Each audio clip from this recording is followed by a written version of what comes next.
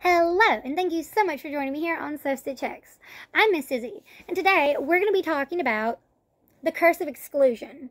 And I'm going to be briefing you with a preface of the Prosperity Curse, which I have mentioned before. So, a Curse of Exclusion and the Prosperity Curse are just other forms of passive-aggressive witchcraft. Essentially, what you're doing is looking for a loophole in the I don't curse. The passive-aggressive bitchcraft in the case of the Curse of Exclusion is, oh, I don't curse. I bless everyone around them. Honey, that's a Curse of Exclusion. And if you think it's not, you can call a rose a tulip, but it's still a rose. Call it what you want. I don't really care. But it's still, if it makes you feel better. But it's not. What is the Curse of Exclusion then? How does that work?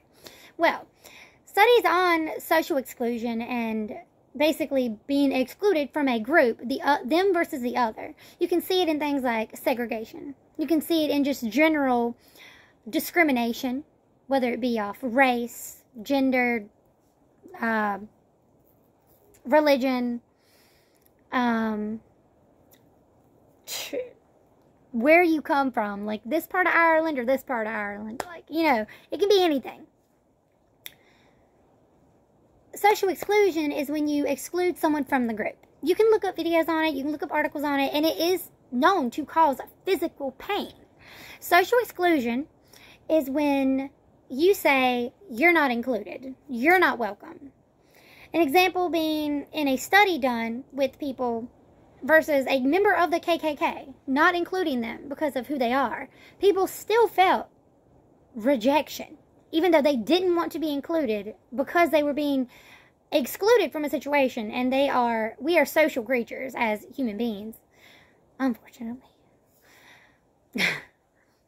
They still felt a minor pang of rejection.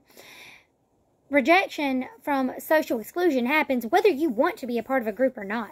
And in cases where you do want to be a part of a group, it causes you to change the way you act so you feel included, so that you feel worthy. In some cases, it actually causes a physical pain. In a test where a placebo was given versus something like a pain reliever, like Tylenol or ibuprofen or whatever, people who were given the pain reliever felt better when faced with social rejection than the people who were given a placebo, because it causes an actual physical pain. I don't know how they measure the scale, but they said it's similar to that of like a stub toe. I don't know where they get these numbers. I really don't understand. My boyfriend talked about the Schmidt pain scale with bug bites, but I really don't understand how you come up with these numbers, I guess trial and you just decide 1 to 5, but whatever.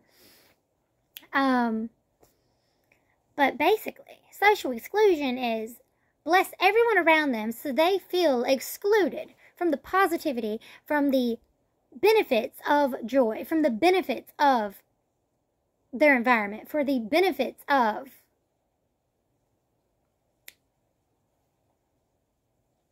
having good luck. You take away the luck and you give it to the other people around them. Just like if you walk into a room in a kindergarten class and you give everyone but one person a cookie. That's going to hurt. They're going to be pissed off, probably. They're probably going to cry. Why didn't they get a cookie? Hopefully one of the other kids will give them half their cookie. But, that's not the way it works with magic. This person got a promotion. This person got a new car. This person got really good taxes. This person did this, and this. And this person got nothing. This person's just having a regular old time, and they're a little jealous. They're still being exposed to the curse of social exclusion. And although there's not a lot of studies done on the curse of social exclusion, you can still do it to cause people essentially a trauma. Just like the prosperity curse. It is not a curse of bad things will happen to you. It is so much good will happen to you that you are unequipped to handle it. It is, I'm going to quit this job and I'm going to curse them with so much prosperity that they cannot handle it without me or someone else. And they don't get that help. That they are so busy that they lose everything that they have because they can't keep up with the demand. It is Not doing the old tradition of, oh, they want a child, well, I curse you barren. No, it is, I curse you with octuplets. Congratulations. It is, oh, you wanted to, like, you wanted to get, like, this, like, thing handled? Well, now you have more than you can handle. You wanted more, and you got way more than you were ready for. I guess you should have been more specific. Basically, prosperity curse is giving them more than they can handle. And it's the, I wish you well. I wish you hell. Prosperity curse is, I wish you too much of a good thing. The curse of exclusion is, I wish everyone else a good thing, and I wish you to be alone. Boo. And essentially, that's how the curse works. Now, you can say that you don't curse. You can say that you are, you know, against it, and it's against the rule of three, but are you really? You are intentionally, your intent is to cause someone's life trauma by causing other people better times. The intent is still there. You still want bad things to happen to them. You just want them to be more unorthodox. I don't want to give you a cookie, but I want to give all of your friends a cookie, and I want you to watch.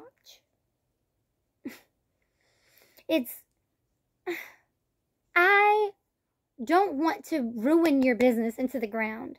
I want you to be ill-equipped to handle it, and I want you to run it into the ground. These are the passive-aggressive witchcraft of our age. It's a curse with a different name. And people don't like to talk about it. Because why would you admit that you're being hypocritical? Why would you admit that you're doing passive-aggressive curse work in the, like, nicest way? Kill them with kindness. Yes, kill them with kindness. Why would you admit that to anyone?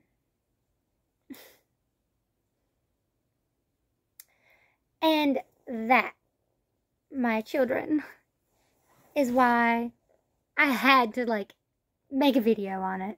Because it's just the funniest, most hypocritical thing. So, have you ever done passive-aggressive bitchcraft? Have you prosperity cursed someone with too much of a good thing? Have you ever cursed someone with the curse of exclusion? You're not invited, but everyone around you is. Everyone around you is going to be, you know, better off than you. Have you participated in passive-aggressive bitchcraft? How have you done so? Are you blessing the people around them and calling it nothing? Are you doing whatever the fuck and saying it's not whatever it is? You can call it whatever you want. But what are you doing, really?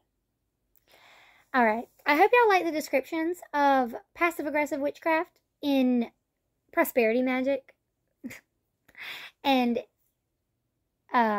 blessing everyone around them. If you like this, or you have other ideas of passive-aggressive bitchcraft that you'd like to share, I would love to hear about them in the comments. That would be so wonderful. If you have other spells similar to these, or completely different, but in the same spirit of, I wish you hell, then please put them down below. I would love to hear what you have to say. Thank you so much for joining me here, and I hope you have a wicked evening. I'll see you next time on So Stitch X. Bye!